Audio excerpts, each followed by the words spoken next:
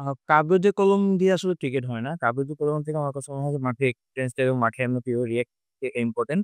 Obviously Brazilian ভালো team, ওদেরও international অনেকগুলো প্লেয়ার আছে। বাট টু বি অনেস্ট যদি বলি, আমরা ওডিআই সিরিজটা ভালো খেলেছি।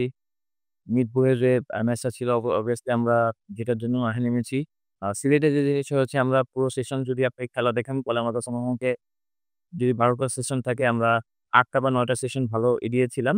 লাস্ট একটা সেশনে আমার কাছে মনে হয় যে জিনিসটা আমরা মিস করেছি ওইটার কারণেই আসলে ম্যাচটা হেরেছি। নাহলে রেজাল্টটা অন্যরকম। ভাইয়া আমি সত্যি কথা যখন বললাম এটুকু ক্যাপ্টেন আরো ছিল, বাবুল ছিল। আমরা একটা মিটিং করেছিলাম সব প্লেয়াররা মিলে। যে আমাদের এই কালচারটা আসলে চেঞ্জ করা উচিত যে আমরা এই টিমে আসলাম বাট আমরা ইন্টারন্যাশনাল টিমের বাইরে বা আরেক টিমের বাইরে আসছি। পার্সোনাল কোনো লক্ষ্য।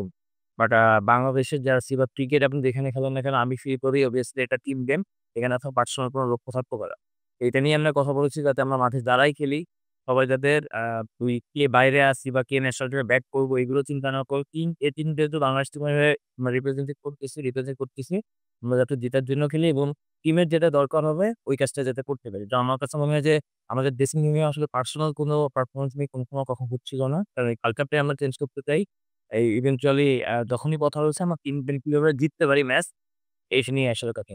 না অবভিয়াসলি দেখেন যেটা বললাম ক্রিকেট টিম গেম।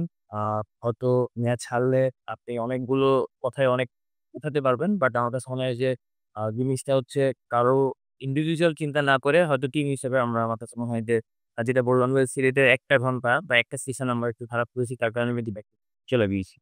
আ মেন্টাল ব্যারিয়ার একটা অবভিয়াসলি আমার কাছে মনে হয় যে ওই মেন্টাল ব্যারিয়ারটা আমাদের পার করতে হবে। ইভেনচুয়ালি যেটা আমি বললাম যে আমাদের কালচারাল দিক থেকে আমাদের টিম নিয়ে আসলে আরো অনেক বেশি চিন্তা করতে হবে এবং টিমের জন্য কোনটা বেনিফিট হবে ওটা নিয়েই চিন্তা ভাবনা করছি।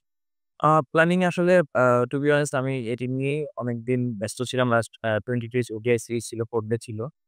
এখান থেকে আসলে এখন যাওয়ার পর হয়তো ওটা নিয়ে প্ল্যানিং হবে। অলরেডি আমি যেটা জানি যে শিডিউল দিয়ে দিয়েছে ১০ খেলার। ওইটা আসলে ওইভাবে এখনো আমার সাথে আলোচনা ওইভাবে ডিপলি হয় নাই। বাট আমার কাছে মনে গেলে যাওয়ার পর প্ল্যানিংটা করা যাবে। আ এটাই আমি বলছি যে দেখেন এটা কিন্তু এই কালচারটা আমি বললাম বা আরেকজন বলল করা যাবে না। এখানে সবার হেল্প দরকার। আপনাদের আমাদের যারা আসে আমাদের যদি বাংলাদেশী কালচারে যদি বলি, বাংলাদেশের কালচারের জায়গা থেকেই আপনার এই জিনিসটা ইম্পোর্টেন্ট। কারণ আপনার যখন অনেকদিন ন্যাশনাল টিমের বাইরে কেউ থাকে, যে জিনিসটা আমি যদি একটা কথা বলি আমাদের কোচ ছিল শ্রীরাম। লাস্ট ২২ সালে ওয়ার্লড কাপে মনে হয়। তো ওর কাছে আমি জিজ্ঞেস করেছিলাম যে মানে জিনিসটা কি যে ইন্ডিয়ার যখন ডেবিউ হচ্ছে একটা প্লেয়ার আসতেছে, সমানে রান করতেছে। তো আমরা কোন জায়গায় পিছায় আছি। তো ও আমারে বলছিল যে এটা হচ্ছে মেন্টাল ব্যারিয়ার।